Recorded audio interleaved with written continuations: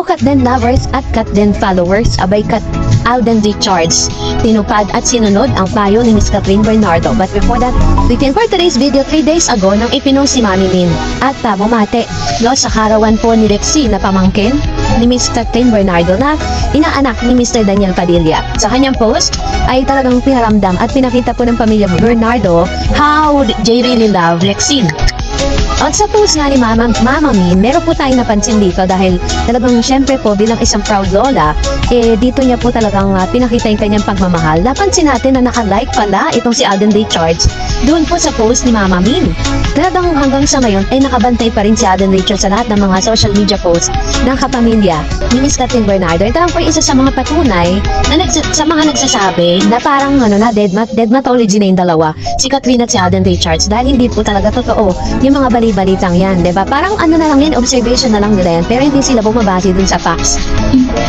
So, isa rin sa mga naka-antik na mga videos kung saan nag-post nga, pinost ito ni Mama Min sa kanyang IG na karga-karga nga ng daddy ni Miss Catherine Bernardo, itong si Lexie na mas matangkad na ngayon, sobrang tangkad.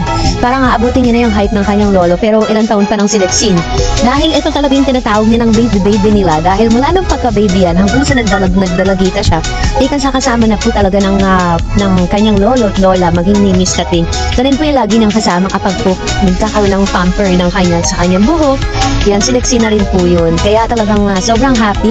Nakikita mo talaga yung bond po nila as a family. Na bagay na gustong-gusto ni Alden kasi family oriented talaga sila. Tapos talagang grabe yung close family ties po. Ganun yung klase ng culture or background na hinahanap ng isang Alden Richards. Yung parang maganda yung family, diba? Ganun po yung mga likes niya. Kaya naman, happy birthday, Lexie!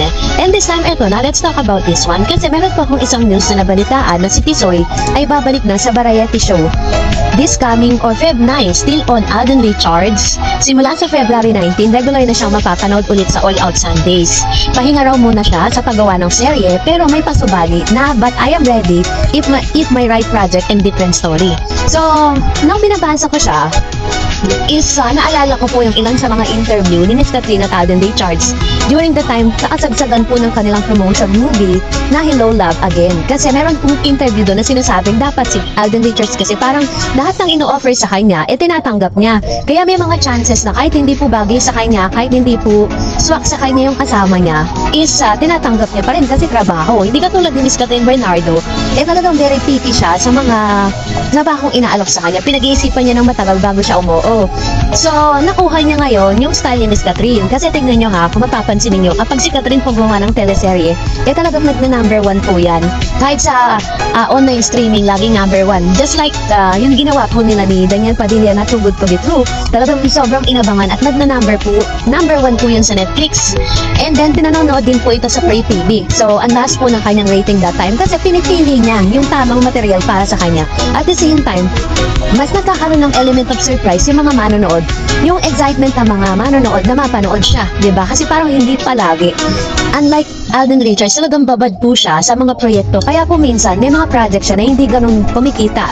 Yan po yung real talk. Hindi lahat po ng ginawa niya talagang nagiging blockbuster at talagang pinag-uusapan. This time, natuto na siya.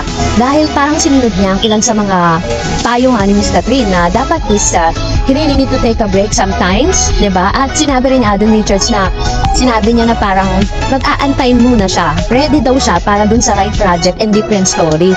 Pero hindi niya sinasahan yung kanyang sarili para po sa magkaroon ng trabaho na maganda yung material. Kung baka parang magiging choosy na siya, hindi na siya yung palaging available sa lahat.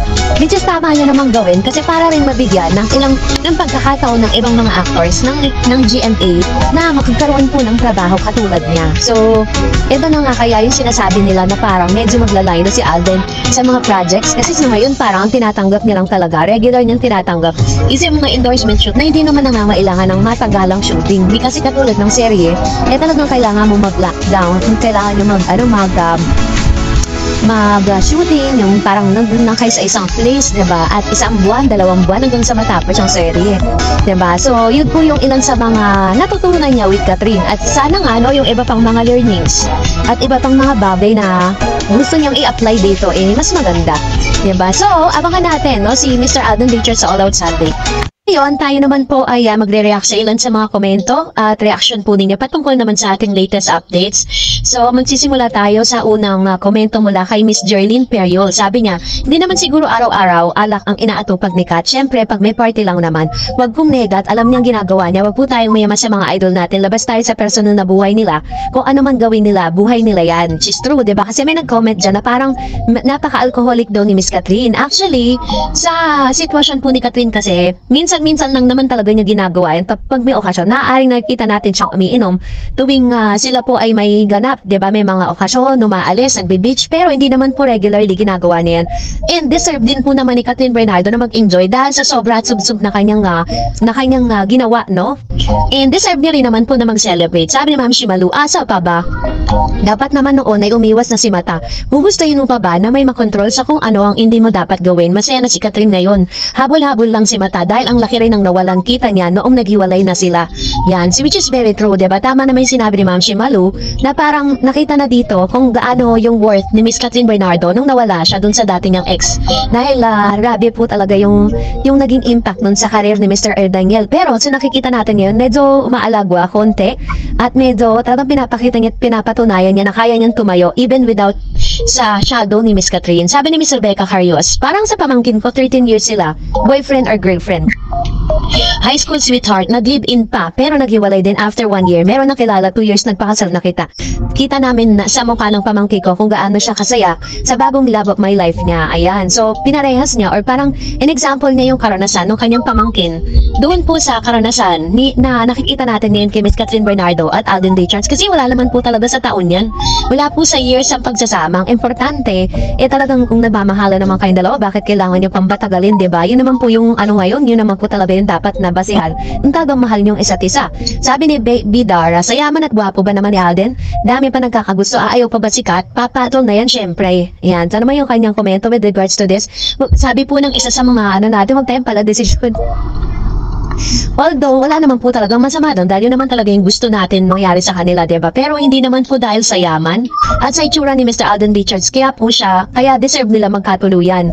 But they deserve each other because they are the same generous, kind, diba? And sabi ni Ma'am Shiberji, sabi niya, hi Ma'am Doris, have a great day to you and your family. Also Kat Den supporters, followers, and fans. Again Ma'am Doris, thanks again for Kat Den updates. Yes, congratulations to both Kat Den. Oo Ma'am Doris, matalino si Miss Kat. Never hindi na niya babalikan si Summer at sa Kayla Estrada and Summer. Sila na ang may issue at may name na ang love team nila. Katniel ang love team nila. Kay Niel ang love team nila Ma'am Doris. Nakita ko ang collaboration ng GMA. Yon, so Miss Kayla Estrada po is isa yan sa mga parang siniship dito kay Daniel Padilla, no? And I don't know kung totoo talaga yung mga bali-balita na yan, pero parang hindi ko nakikita na may interest din si Kayla kay Daniel eh. Hindi ko makita yun eh.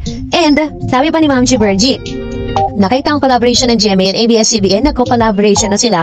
Kaya manifesting na tuloy ng teleserye ng Kat Den. Kasi ang number na sinabi ni Ma'am Annette Annette, ang HNA, kaya tuloy na raw ang teleserye. Soon, naway ang teleserye ng Kat Den manifesting na love you, both Kat Den forever always. Ayan, so yung kanyang komento with regards to this. Meron nga po mga bali-balita na parang matutuloy daw, pero naghahanap kasi ako ng proof. Mahirap kasi na maglabas tayo ng ganitong balita nang hindi naman tayo sigurado. Sabi ni Miss Marites Ferrer, sa akin may something ng Kat Den at wala pang HLA, nagde-date na sila Kat at Alden. Minsan may tour pa yan sa Cebu at sa tour noon ng EVGG. Sumama si Tisoy, nakita video 2 beses ko nakita sa clip video tapos deleted na. Basta panatad ako sa Kat Den. Sabi nga ni Kat, ready na siya to fall in love again. More power to you, Dareds, for your update and God bless Kat Den forever. Thank you Ma'am Marites Ferrer sa inyo pong komento and yun po yung kanyang mga nakikita ano. And of course another one, sabi ni Miss Don't Mind Me, nakaka-proud siya, sana magpaka-pelikula na sila ni Kat Den. Basta masasabi ko, we love you Kat Den and good luck. Yan, to naman yung kanyang wish for Kat Den ano, na sana nga is masundan na yung kanilang project. Pero as of now, is wala pa po tayong nababalitaan na meron na po silang project. Pero although sinasabing may binabalangkas na proyekto together, pero parang solo era muna eh. Sabi ni Ma'am Elena, hindi babalik si Kat kahit 11 years kasi sa 11 years na yan ay mas maraming kalbaryo ni Kat kay Summer. Hindi lang makapalag kasi meron pa silang kontrata sa ABS-CBN kaya tinapos muna. Ayun. So, salamat po sa inyong mga komento and that's it for today. For more videos and updates, please don't forget to like and subscribe and please don't forget to follow my Facebook page, Dareds TV. God bless everyone!